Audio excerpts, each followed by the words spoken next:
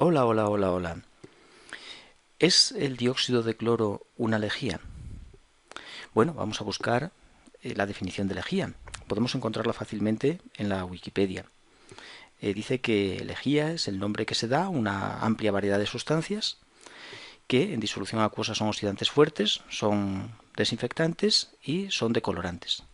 Tienen estas tres características: un oxidante fuerte, desinfectante y decolorante. Es cierto que el término de lejía se lo ha apropiado una sustancia química que es el hipoclorito sódico, el NaOCl. El hipoclorito sódico estabilizado con hidróxido sódico o hidróxido potásico, pues es lo que recibe el nombre de lejía, y muchas empresas lo envasan bajo este nombre, bajo el nombre de lejía. Lejía, Clorox, lavandina. Sin embargo, el dióxido de cloro tiene idénticas propiedades al hipoclorito. Es un oxidante también bastante fuerte, un oxidante fuerte, actúa como desinfectante y es un blanqueador, permite decolorar sustancias y por tanto no hay diferencia ninguna. Incluso una sustancia bastante diferente, que ni siquiera es una sustancia clorada, como la lejía, se podría considerar, perdón, como el agua oxigenada, se podría considerar también como una lejía. El agua oxigenada es una sustancia oxidante fuerte, es una sustancia decolorante y es una sustancia desinfectante. Por tanto, podemos incluirla también ahí en esa categoría. Por tanto, estamos ante un compuesto que es una lejía y no hay nada que discutir al respecto. Que hay personas que niegan o no les gusta que al dióxido de cloro se le llame lejía, y es una lejía. Bueno, pues vamos a ver los usos que tiene el dióxido de cloro como blanqueante y como desinfectante. Vamos a pasar primero a su acción blanqueante y vamos a poner un ejemplo de los muchos que hay, porque puede servir incluso para blanquear una camiseta. Pero uno de los usos industriales más importantes es el blanqueamiento de la pasta de papel. Y para blanquear la pasta de papel es necesario eliminar la lignina de la misma. El papel está formado por celulosa, pero la celulosa en la madera está mezclada con la lignina y por tanto es necesario, tenemos que eliminar la lignina, que es lo que le da el color oscuro a la pasta de papel. La lignina es un polímero tridimensional, tenemos aquí una imagen de él, es un polímero tridimensional, es amorfo, no tiene una estructura definida y está mezclado con la celulosa y por tanto es necesario romperlo para separar ambos materiales, ¿no? Aquí, bueno, lo he copiado de un libro antiguo y apenas se ve, está muy mal, pero no encontré imágenes mejores. Aquí tenemos un esquema, una parte, digamos, de la lignina. Es esto que tenemos aquí, equivaldría más o menos a, por ejemplo, sería equivalente aproximadamente a esto que tenemos aquí. La lignina es un polímero, dicen que es un polímero fenólico, porque el benceno con un oxígeno es el fenol. Esta parte, esto es fenol. Si lo sacáramos de ahí y este oxígeno lo pusiéramos como H, pues esa unidad es el fenol y como podemos ver abundan fenoles por todas partes, no fenoles sustituidos. Bien, pues ¿qué hace el dióxido de cloro? Dióxido de cloro, incluso podría ser el propio cloro. Pues es capaz de romper la molécula por aquí y de romper esta cadena también, es capaz de romper también esa cadena. Incluso este metóxido es capaz de romperlo también por ahí. Y aquí abajo apenas se ve, pero es capaz también de romper el benceno. Esto es un benceno, pues es capaz también de abrirlo, de romper el benceno. Pero bueno, con romper estos enlaces OR, generando quinonas, ya es suficiente para mi propósito. Es decir, el dióxido de cloro es capaz de romper, por ejemplo, romper por aquí, de romper por ahí, por aquí, por aquí, por ahí. ¿Qué ocurre? Claro que va a romper el polímero en unidades mucho más pequeñas y más fáciles de separar después de forma química o con disolventes de la celulosa. Y por tanto esta es la acción blanqueadora que tiene el dióxido de cloro. Su capacidad oxidante rompe estos enlaces que comento y entonces permite dividir este polímero tridimensional, permite dividirlo en fracciones pues más pequeñas que se puedan separar, ¿no? Bien, esto también se puede hacer con cloro. El cloro también es un agente oxidante, incluso el agua oxigenada también puede realizar labores similares, pero el dióxido de cloro es muy buen blanqueante y se usa mucho en la industria del papel porque permite romper muy bien la lignina, genera un papel con muy poca lignina que es muy blanco y que además se conserva durante tiempo sin amarillear. Bueno, aquí he vuelto a copiar lo mismo y un ejemplo de cómo el contenido de lignina le da el color oscuro al papel. Alto contenido en lignina, menos y bueno, ya pasta de papel, aquí tenemos pasta de papel blanca, ¿no? Bien, vamos a pasar a la otra aplicación que tiene esta lejía. Esta lejía también la podemos utilizar pues para, igual que el hipoclorito, por ejemplo, para potabilizar agua a nivel doméstico, una pequeña cantidad de agua para beber, o bien a nivel digamos industrial, a nivel de ayuntamiento, para suministrar agua potable a las ciudades, ¿no? El dióxido de cloro tiene algunas ventajas sobre la cloración normal. Por ejemplo, el dióxido de cloro es más activo frente a parásitos como puede ser la giardia o el Cristoporidium, que son parásitos que resisten muy bien la cloración y son parásitos intestinales que dan problemas serios, de manera que el dióxido de cloro es capaz de atacarlos y destruirlos. Es un potente antiparasitario. Consigue eliminar estos parásitos del agua de bebida. También consigue eliminar virus. Aquí he copiado un esquema del virus de la gripe. Hoy está más de moda, lógicamente, el SARS-CoV-2, pero bueno, es igual, también elimina sin ningún problema el SARS-CoV-2 si se encuentra, por ejemplo, en el agua, pues la desinfección con dióxido de cloro eliminaría ese virus o cualquier otro, incluso de superficies. ¿Cómo actúa?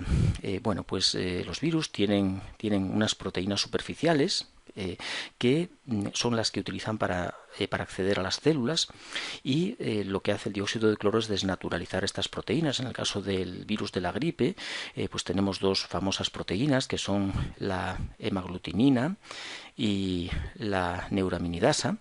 Estas proteínas están formadas por aminoácidos y entre esos aminoácidos hay dos aminoácidos aromáticos que tienen residuos aromáticos como la tirosina y el triptófano. Y el dióxido de cloro es capaz de oxidar los residuos aromáticos. En el caso de la tirosina, oxida el residuo aromático, dando dos productos que son dopa y topa. Y en el caso del triptófano es capaz de romper el anillo pirrol de Sindol para generar la N-formilquinureína. Esto que le hace a las proteínas superficiales del virus, las desnaturaliza esas proteínas y por tanto bueno, ya no pueden hacer su actividad, se inactiva el virus. También es capaz perfectamente de eliminar, de matar las bacterias. En este caso, bueno, actúa de una forma similar con un virus, aunque tiene la diferencia de que ahora sí es capaz de penetrar el dióxido de cloro, es capaz de penetrar la pared celular, la membrana celular de la bacteria y acceder a su bioquímica interior, ¿no? De manera que puede desnaturalizar proteínas, como por ejemplo enzimas necesarios para la actividad metabólica de la bacteria, lo que produce su muerte. Aparte de oxidar los residuos aromáticos que comentamos en los virus, que en el caso de bacterias también lo hace, porque esos residuos aromáticos, o esos aminoácidos, tiroxina y triptófano, están presentes en toda la vida, no solo en virus y bacterias, sino en nosotros mismos, pues tiene otra capacidad que es la de destruir los puentes de disulfuro. Es capaz de oxidar los puentes de disulfuro. El puente de disulfuro es fundamental para que la proteína tenga su estructura tridimensional y por tanto su actividad. La forma tridimensional de la proteína es la que da la actividad a esa proteína, sea una enzima, sea estructural, y por tanto los puentes de disulfuro, que son enlaces covalentes entre dos átomos de azufre, el aminoácido responsable de estos puentes de disulfuro es la cisteína. Es este aminoácido que tenemos aquí, esto es una cisteína, está ahí metida en la cadena peptídica, en la cadena de la proteína, y dos cisteínas situadas en posiciones determinadas de esa cadena pues forman el enlace de disulfuro. El dióxido de cloro o incluso el clorito tiene capacidad para oxidar el azufre a sulfona, y las sulfonas son atacadas por nucleófilos del medio rompiendo el disulfuro. Esta oxidación a este grupo sulfonato hace que esa ruptura del enlace disulfuro no sea reversible, no tiene vuelta atrás. El organismo no tiene medios para volver a reducir el grupo SO3-, el grupo sulfonato, pues no es posible volver a reducirlo. Por tanto, estos puentes disulfuros se rompen y la actividad de la proteína pues se anula, es decir, se desnaturaliza la proteína y ya no puede realizar su actividad. Así mataría a cualquier especie viviente, no importa qué sea, si un virus, una bacteria o un organismo vivo, actúa sobre cualquier forma de vida sin ningún tipo de selectividad. Bien, y hay una cuestión que tengo que comentar porque mucha gente, pues, para indicar, bueno, que el dióxido de cloro no es, o tratar de justificar que no es un tóxico, pues se utiliza el hecho de que se emplee en la potabilización de agua. Si se usa en el agua potable, incluso el agua potable tiene dióxido de cloro, pues no puede ser tóxico. Sí, efectivamente, algunas ciudades, especialmente ciudades ricas, aquí tenemos, por ejemplo, una tabla con el ejemplo de Canadá. La ciudad de Quebec, en Canadá, pues potabiliza agua mediante dióxido de cloro, y hay unos máximos establecidos para el dióxido de cloro en el agua potable que están en torno a 0,8 partes por millón en el caso del dióxido de cloro, y de los productos primarios de oxidación del dióxido de cloro, que son el clorito. No es que se use clorito para desinfectar el agua, se emplea dióxido de cloro, pero el dióxido de cloro, su reducción, su primera etapa de reducción es a clorito, y si no hay materia orgánica puede desproporcionar, es decir, puede reaccionar consigo mismo reduciéndose a clorito parte de él y oxidándose a clorato otra parte. Tanto el clorito como cloratos también tienen límites establecidos muy bajos de una ppm en clorito y de 0,25 en clorato, porque el clorato todavía es más peligroso que el clorito, es un oxidante, tiene un grado de oxidación superior y por tanto es más peligroso aún el clorato que el clorito. Bien, pues el dióxido de cloro. Vamos a mirar, a ver en Quebec qué hacen con esto. Bueno, vamos a coger, por ejemplo, en invierno, el dióxido de cloro. T significa, es una muestra que se tomó a la salida de la planta potabilizadora, justo a la salida de la planta potabilizadora. Hay 0,22 ppm de dióxido de cloro a la salida de la planta. D1, D2 y D3 son 3 distribuciones, o sea, son zonas alejadas ya de la planta potabilizadora a las que llega el agua, por ejemplo, barrios de la ciudad de Quebec. Y no sabemos a qué distancia están, pero el agua que llega al consumidor tiene 0,09 ppm, disminuye muchísimo de la salida de la potabilizadora al destino. Baja 0,09, 0,03. Quizá la distribución de 3 esté más alejada de la potabilizadora, más kilómetros de distancia, y ya ahí prácticamente no hay dióxido de cloro. ¿Por qué ocurre esto? El dióxido de cloro es muy inestable. Es muy inestable, incluso aunque no exista presencia de materia orgánica, el dióxido de cloro desproporciona, y si hay algo de materia orgánica, pues reacciona con ella y se va consumiendo. No, claro, desconocemos cuántos kilómetros hay o cuánto tiempo tarda el agua en llegar desde la salida de la potabilizadora a las distribuciones, ¿no? Pero prácticamente no llega nada de dióxido de cloro a los consumidores. Y el clorito, sin embargo, es mucho más estable. A la salida de la potabilizadora tenemos 0,36 y en las distribuciones prácticamente también. Esta distribución de 3 debe estar más alejada. También el clorito ha bajado de concentración, 0,29 ppm, y el clorato, pues tenemos unos márgenes de unas concentraciones de 0,13. Como de nuevo es un ion estable, como se ve, no importa la concentración que haya a la salida, prácticamente se mantiene en las distribuciones, y por tanto llega al agua de consumo y los consumidores toman este clorato. Por tanto, el dióxido de cloro no es la sustancia. La sustancia tóxica, la toxicidad procede de los iones en los que se transforma el dióxido de cloro. Hay que tener esto en cuenta. Cuando ingerimos dióxido de cloro, el dióxido de cloro puede dañar nuestro sistema digestivo, porque va a reaccionar con nuestras mucosas, ¿no? En la boca, en el estómago, pero de ahí no va a pasar. El dióxido de cloro es impensable que llegue a la sangre o se distribuya por el organismo. Es tan sumamente reactivo que que lo que va a llegar a la sangre son los iones clorito o clorato, algo de clorato que se pueda formar también, y estos iones son los que nos causan la oxidación en nuestras células sanguíneas.